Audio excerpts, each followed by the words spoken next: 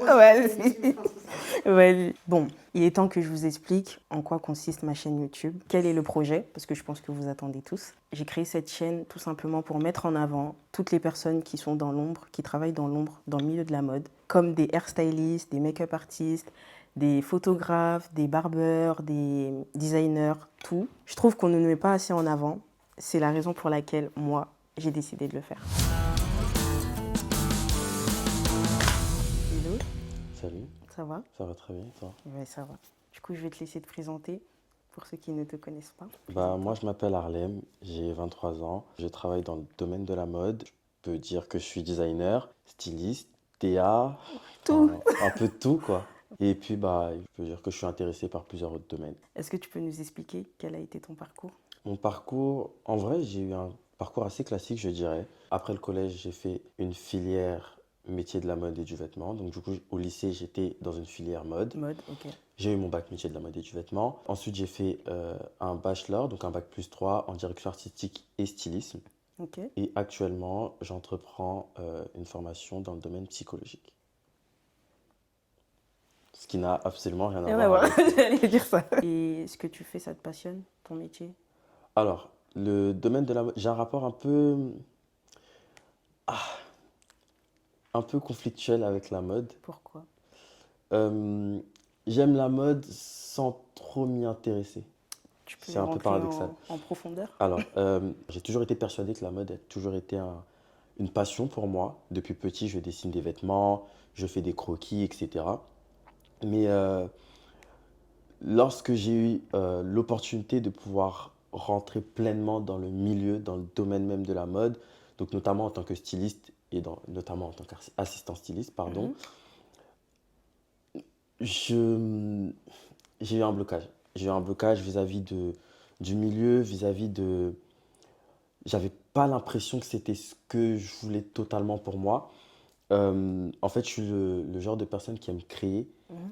mais vraiment être ancré pleinement dans le milieu de la mode, c'est quelque chose avec lequel j'ai du mal parce que je suis intéressé par d'autres domaines, notamment le domaine de la psychologie. Psychologie. Donc, j'essaie un peu de rallier un peu les deux, mais, euh, mais oui, j'aime juste créer en fait. J'aime juste créer, j'aime avoir la liberté de créer sans pour autant être pleinement, sans pour autant avoir la pression de je dois tout connaître du domaine de la mode. Je dois, je dois suivre les Met Gala, Mm. je dois, euh, je dois connaître toutes les collections, etc. J'ai vraiment pas ce truc-là. Non, ça te... Non, Non. ça me dit absolument rien. Et est-ce D'ailleurs, le que Met Gala, je l'ai même pas t'as regardé. pas regardé? Les tenues, ils étaient top, hein. Ouais, c'est vrai il y avait de très belles tenues, Ah oui, mais j'ai pas quand même. regardé. J'ai préféré dormir. Est-ce que, en tant que styliste, assistant styliste, t'as aimé l'expérience? Alors, l'expérience, Ça a duré combien de temps? c'est une expérience qui a duré sur à peu près un an. Ok. L'expérience, honnêtement, j'ai beaucoup aimé, mais j'ai pas poursuivi déjà par manque de temps parce qu'il y avait l'école. Après, dans l'année, j'ai enchaîné avec le travail, donc du coup, j'ai pas pu tout simplement me porter disponible pour les projets qui m'étaient proposés. Ok.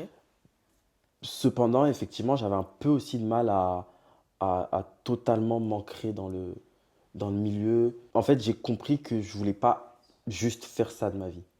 Je voulais pas juste vivre pour la mode. Pour La la mode mode. est une passion, mais j'ai pas. À ce moment-là, j'ai vraiment compris que c'est pas ce que je veux. J'ai pas envie d'avoir ce rapport très fusionnel, pardon, avec le métier de la mode. C'était tout nouveau aussi pour toi. Effectivement, Ouais. je rencontrais des nouvelles personnes. Pour moi, quelqu'un qui est très fermé en plus, je rencontrais un nouveau type de personne. Je Il y rencontrais avait un des univers lignes. totalement différent. Donc, c'est vrai que j'ai eu beaucoup de mal quand même. Ouais. On te mettait la Ouais, pression, t'avais une alors, pression. j'avais pas tant de pression que ça, Ouais. mais c'est vrai que c'était une pression que je me mettais moi-même. J'étais sur une terre inconnue, donc forcément, j'avais un peu cette pression. Je me sentais obligé de devoir bien faire et de devoir faire les choses parfaitement, ce qui était un peu compliqué pour moi. Et en tant que designer, Mhm. parce que tu es designer, quelle est l'importance du vêtement pour toi? Le vêtement a toujours eu une place capitale dans ma vie depuis que je suis petit, tout simplement. Ok. Donc, j'ai pas vraiment envie de dire que ce sont mes parents qui m'ont inculqué ce truc-là, mais c'est vrai qu'en grandissant, j'ai toujours eu en fait ce rapport comment je peux dire, très précis sur le vêtement, notamment sur les coupes de vêtements. J'avais beaucoup de mal avec les vêtements que ma mère elle m'achetait. Je disais non, j'aime pas la coupe, j'aime pas comment. depuis mon plus jeune âge et j'ai toujours eu aussi un rapport très fusionnel avec le dessin. Ok. Donc plus Ouais, tu petit, je dessines. dessinais pas que des vêtements, mais en grandissant, en fait, je me suis vraiment que focus sur les vêtements parce qu'en fait, c'est devenu vraiment une passion. Et, euh, et c'est à partir de ce moment-là, j'ai compris en fait que, en fait, ça a toujours été une évidence pour moi que je devais créer Ok. des vêtements. Ok. Donc j'ai un rapport vraiment très fusionnel avec le vêtement parce qu'il me permet de m'exprimer. Il y a une sorte d'expression derrière le vêtement. Il me permet de, en plus, c'est une expression non verbale, donc j'ai pas besoin de pouvoir parler pour qu'on puisse essayer de me comprendre en fait. Euh, il me permet de m'affirmer Mhm. aussi. Je suis quelqu'un de nature très timide, mais je sais que quand je porte un certain type de vêtements et que je suis dans un certain cadre, j'arrive à avoir un peu plus confiance en moi. Ok. Alors que si jamais je suis sur un vêtement avec une coupe qui ne me plaît pas du tout, ma confiance elle peut chuter très rapidement. Donc en fait, c'est vraiment ce qui me permet de pouvoir me dire, ok, là, à ce moment-là, tu peux t'affirmer. Tu t'es assez légitime pour t'affirmer. Et est-ce que tu as déjà créé Bien sûr, des, j'ai déjà créé des pièces. des pièces? J'ai commencé ma marque qui s'appelle Maison Melchior. Pour l'instant, je suis encore dans mes débuts. Étant Mhm. donné que je suis un peu sur plusieurs projets, euh, ma marque n'est plus ma priorité actuellement, malheureusement. Je me concentre plus sur le domaine Ok. psychologique actuellement. Mais oui, j'ai déjà créé des pièces et je ne manquerai pas de créer encore d'autres pièces qui seront peut-être pas commercialisées, mais au moins des prototypes que je porterai et que je pourrais dire, bah, c'est moi qui les ai créés. Là, actuellement, j'ai créé, je dirais, trois prototypes, dont un qui est tout un set, tout un ensemble en fait en denim, que les Ok. gens ont beaucoup aimé d'ailleurs. Moi aussi, j'ai aimé. Ouais, toi, c'était. Ouais. C'était Mais très ouais, beau. il n'est pas commercialisé et Ouais. il n'est pas encore commercialisable. Mais voilà, j'ai des fois des inspirations comme ça, je dessine et je me dis, ok, quand j'ai envie de pouvoir produire le vêtement ou au moins faire le prototype du vêtement, bah, je le ferai, je le porterai. Et si je te demande de me décrire les pièces que tu as pu déjà créer, tu me dirais quoi? Pour chaque pièce, j'ai pas vraiment d'histoire à raconter sur chaque pièce, mais si je peux prendre l'ensemble, on va dire, de ma vision, euh, les pièces, je les vois un peu comme des sortes d'origami. Ok. En fait, ce que j'essaie de faire, c'est prendre une pièce et la détourner comme je le souhaite. Par exemple, comme je te disais précédemment, je suis quelqu'un qui est beaucoup axé sur les coupes de vêtements. J'aime beaucoup les coupes et notamment les coupes japonaises. Je pense que ça se voit Ça se même dans voit. la manière dont Ouais, je non, suis ça se voit. habillé. Et j'aime beaucoup tout ce qui est layering. Donc du coup, ce que je fais, c'est que j'essaie de prendre une pièce et en fait, j'essaie de faire un set avec. Ok. J'essaie de la détourner et en fait, la personne qui porte la pièce a le choix de pouvoir la porter comme elle le souhaite. A le choix de pouvoir la compléter avec d'autres pièces et de pouvoir accessoiriser avec d'autres pièces et créer toute une tenue. Et c'est comme ça en fait que j'essaie un peu de visualiser mes, mes Tes créations créations. comme des origamis. On peut Ok. les, on peut les plier, on peut déchirer, coller, ou on peut juste le plier, plier, plier, plier et en faire quelque chose à chaque fois et transformer un peu la chose. Et en tant que designer, que penses-tu de la santé mentale Très bonne question. dans ce milieu? Je pense que le domaine de la mode, c'est un domaine où l'aspect psychologique devrait être une priorité aussi et devrait avoir une place beaucoup plus importante. Ouais, parce que moi, je trouve que c'est tabou. On n'en parle pas beaucoup. On n'en Tu parle le pas remarques, assez. toi, Ouais, quand tu travailles? ouais, Ok. on n'en parle pas.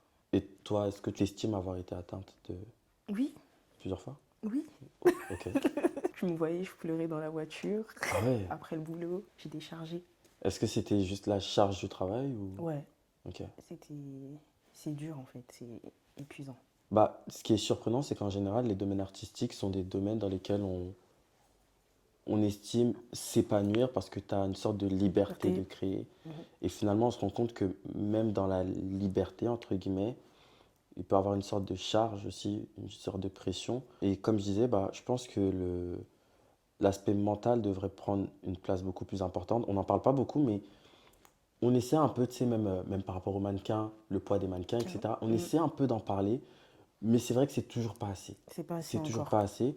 Et moi, ce que je pense de la santé mentale dans le milieu de la mode, euh, on a rencontré plusieurs créateurs aujourd'hui qui ont créé, été inspirés, pardon, de, de leur dépression. Mhm. Beaucoup de leurs créations, voire les plus belles, sont inspirées par des dépressions. Je ne pense pas qu'on devrait en faire de l'apologie quand même, parce que ça reste quelque chose de très compliqué et très dur à vivre, mais on se rend compte à quel point c'est dans ces moments-là qu'on a besoin vraiment d'extérioriser le plus. Et c'est vrai que l'industrie de la mode, l'industrie du vêtement est une très grosse industrie. C'est une industrie justement, plus elle est grosse, plus il y a du travail, plus il y a de la main-d'œuvre, plus il y a des choses à faire, plus il y a de la pression aussi, parce que bah, c'est quelque chose qui fonctionne aussi autour de l'économie, autour de, voilà, on pense chiffres, on pense visuel, on pense taille, on pense Plein de silhouette, choses.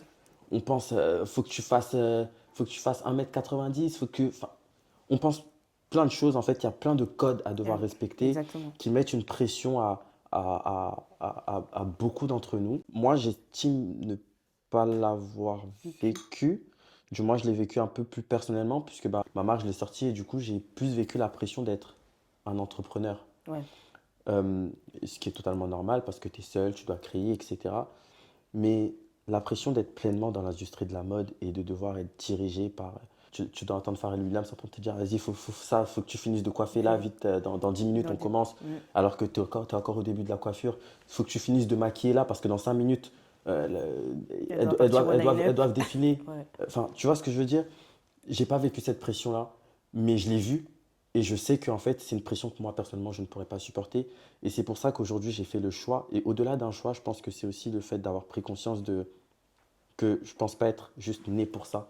Je pense pas être juste fait seulement pour et Ouais. appartenir pleinement au domaine de la mode. Mais je pense que j'ai la possibilité, De faire bien plus. ouais, bien plus, et de toucher à d'autres domaines parce que bah, j'ai de l'intérêt ou j'ai une certaine forme d'intelligence sur d'autres domaines. La santé mentale doit avoir sa place dans le milieu de la mode parce que on devrait appeler des psychologues dans des entreprises. Selon moi, dans chaque entreprise, dans chaque, euh, pour chaque marque de vêtements, il doit y avoir un psychologue dans chaque pôle, notamment dans la La coiffure. coiffure.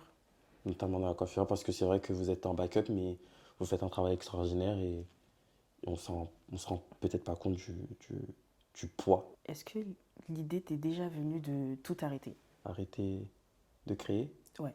L'idée ne m'est jamais traversé l'esprit honnêtement, mais bah, actuellement par exemple, j'estime qu'en grandissant, les priorités peuvent changer et j'ai juste décidé de prioriser certains points de ma vie ou certains intérêts de ma vie, mais tout arrêter, non. Je, j'ai la ferme conviction que je suis fait pour. Pour ça. Et donc, même si je ne le fais pas maintenant, dans tous les cas, je le ferai et je le continuerai. Et qu'est-ce que tu pourrais dire aux personnes qui te regardent? Pensez à votre mental. Euh, je pense qu'il faut d'abord penser à soi avant de penser aux autres. Ça, c'est un mot que j'ai déjà dit, mais je le redis ici. Je pense qu'il faut d'abord penser à soi avant de penser aux autres. Parce que les autres ne penseront pas d'abord à vous. Ils penseront d'abord à eux avant de penser à vous. Donc pensez à votre mental, pensez à ce qui vous fait du bien et foncez. Bye.